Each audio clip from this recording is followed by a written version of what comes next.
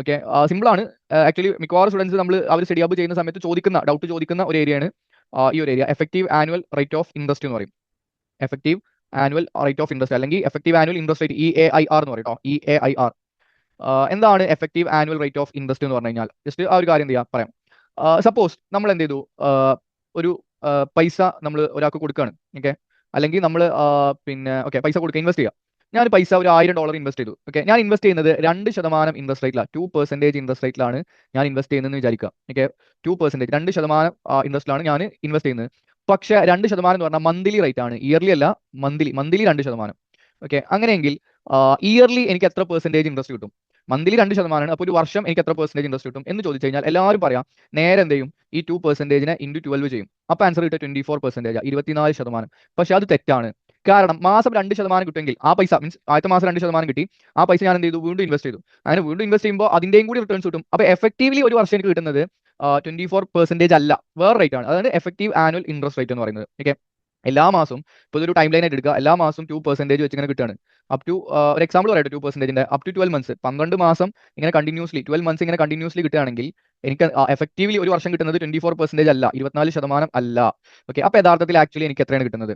Okay, 24-നേക്കാളും കൂടുതലായിരിക്കും എന്തായാലും അല്ലേ. അതായത് പൈസ വീണ്ടും എന്താണ് 2% നമ്മൾ വീണ്ടും ഇൻവെസ്റ്റ് ചെയ്യാണ്. അപ്പോൾ ആക്ച്വലി ഒരു വർഷം കിട്ടുന്നത് മാസം 2% ആണെങ്കിൽ ഒരു വർഷം കിട്ടുന്നത് 24 അല്ല, അതിനേക്കാളും കൂടുതലാണ്. ആ വാല്യൂ എങ്ങനെ കാണുക? അത് കാണാൻ വേണ്ടിയിട്ട് ഒരു ഇക്വേഷൻ ഉണ്ട്. ആ ഇക്വേഷൻ ആണ് ഞാൻ ഇവിടെ കൊടുത്തിട്ടുള്ളത്.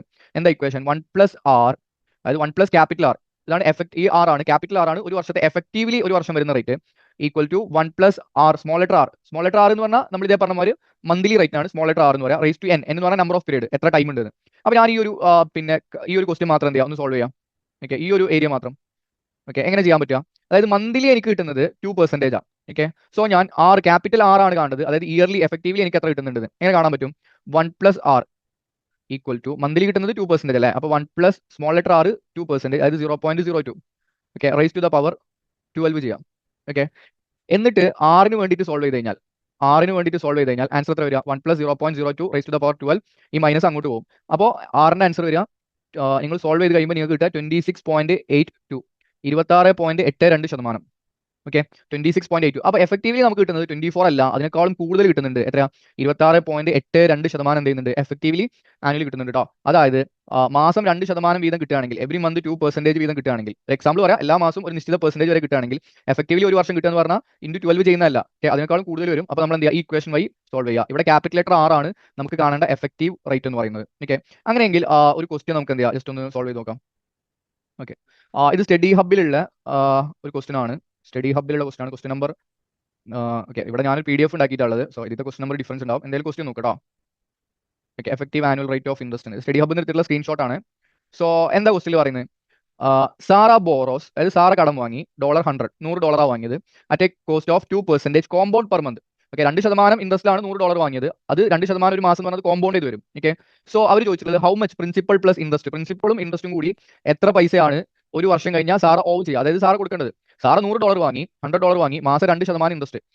സോ ഒരു വർഷം ടോട്ടൽ എത്ര ഇൻട്രസ്റ്റ് ഉണ്ടാവും? അപ്പോൾ നമ്മൾ വിചാരിക്കുന്ന പോലെ ഇത് കോമ്പൗണ്ട് ചെയ്തിട്ട് 2% ഇൻറ്റു 12, 24% അല്ല വരിക. ഓക്കെ, അതിനേക്കാളും കൂടുതൽ വരും. നമ്മൾ നേരത്തെ ഓൾറെഡി സോൾവ് ചെയ്താണ്, എങ്കിലും എന്ത് ചെയ്യാം, സോൾവ് ചെയ്യുക. ആദ്യം നമുക്ക് പ്രിൻസിപ്പൽ എമൗണ്ട് എങ്ങനെയായാലും $100 ആണ്, അതിന് പുറമെ എത്രയും കൂടി ഇൻട്രസ്റ്റ് വരും ഒരു വർഷത്തേക്ക് എന്നുള്ളത് കാണണം. അപ്പോൾ ഇൻട്രസ്റ്റ് കാണാൻ വേണ്ടിയിട്ട് എന്ത് ചെയ്യുക, നമ്മളിത് സോൾവ് ചെയ്യാണ്. എഫക്റ്റീവ്ലി ഒരു വർഷം വരുന്ന ഇൻട്രസ്റ്റ്, അതാണ് capital R, equal to 1+0.02 raise to the 12. Okay, raise to number of period, 12 മാസമാണ്, റൈസ് ടു 12 ചെയ്താൽ ക്യാപിറ്റൽ ആർ കിട്ടും. നമ്മൾ നേരത്തെ സോൾവ് ചെയ്താണ്, എത്ര കിട്ടുക? 26.82%. അപ്പോൾ എഫക്റ്റീവ്ലി ഒരു വർഷം കിട്ടുക 26.82%, അതായത് $100 കിട്ടും പ്ലസ് അതിന്റെ 26.82%. 100ന്റെ 26.82% എന്ന് പറഞ്ഞാൽ $26.82 ആണ്. So interest plus principal amount എന്ന് പറഞ്ഞാൽ 126.82, 126.82. അതായത് സാർക്ക് ഒരു വർഷം കഴിഞ്ഞാൽ $126.82 കൊടുക്കണം. ഓക്കെ, എഫക്റ്റീവ്ലി 2% മന്ത്ലി കൊടുത്തു കഴിഞ്ഞാൽ ഒരു വർഷം കഴിയുമ്പോൾ സാർ എത്ര കൊടുക്കുന്നുണ്ടാവും? 126.82. കോമ്പൗണ്ട് ചെയ്ത് വരുമ്പോൾ $126.82 സാർ കൊടുക്കുന്നുണ്ടാവും, $3. ഓക്കെ, ഇതാണ് effective annual interest rate, EAIR, effective annual interest rate. ഇങ്ങനെയാണ് സോൾവ് ചെയ്യുക കേട്ടോ.